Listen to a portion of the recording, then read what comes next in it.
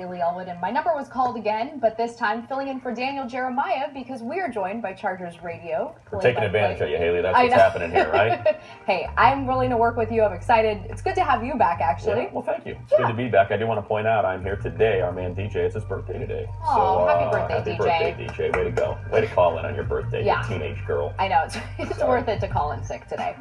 All right, well, Matt, big win against the Pittsburgh Steelers, so let's get to some questions. All right. Who is the biggest surprise player so far this season? Believe it or not, I'm going to take Tyrell Williams. And I know he's been quiet as of late, but the one thing that had plagued Tyrell in his first couple seasons here was hands. Yeah. And he had mentioned coming into the year that he really dedicated himself to working on his hands, knowing that if he could high point the ball with his speed, with his length, that would be a key to him becoming a dominant player. And just for Tyrell, it's a contract year for him. So a big, big deal for him to be able to, A, work on his hands, and B, become elite at high pointing balls and piling up touchdowns and huge splash plays like he already has. So for me, that was when I guess it's not fair to say it's a surprise, but typically you'll hear guys say in their exit interviews, I'm going to work on this, and then they come back and it's like, same old. But way to go, Tyrell, working on that, committing to that, and it really showing. Absolutely. All right, next up.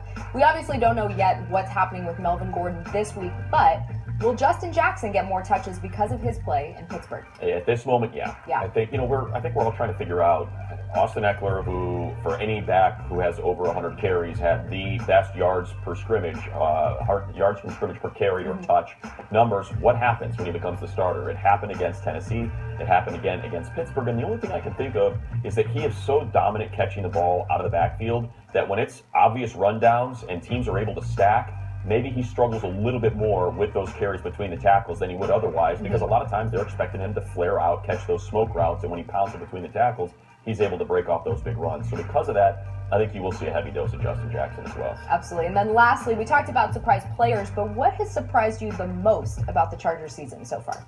Well, I don't know if this is going to be popular or not, but just think about what the Chargers are known best for, right? When a game is in the balance, when anything could go wrong, does go wrong, it's been the exact opposite this year. And I think a big part of that is Anthony Lynn.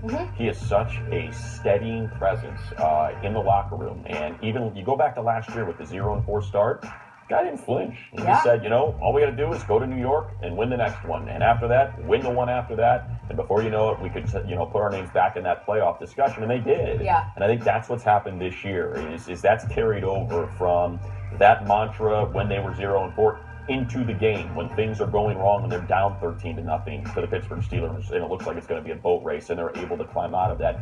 It's just a different type of team with a different attitude, a different presence about them that we haven't gotten on a plane and had to experience a flight home after a loss. It's been positive. Crazy how good they have been in those tight situations. And such a close-knit group, too. Exactly. And I think that plays, and I think that's also on Anthony Lynn and his assistant coaches and coordinators as well. All right. Well, thank you, Matt. And thank you guys for submitting your questions. And as always, feel free, use the hashtag #AskTheBooth. And you never know who will show up here, but we're willing to answer that. Yeah, be sure to wish DJ a happy birthday. Way to go. Take the day off on your birthday.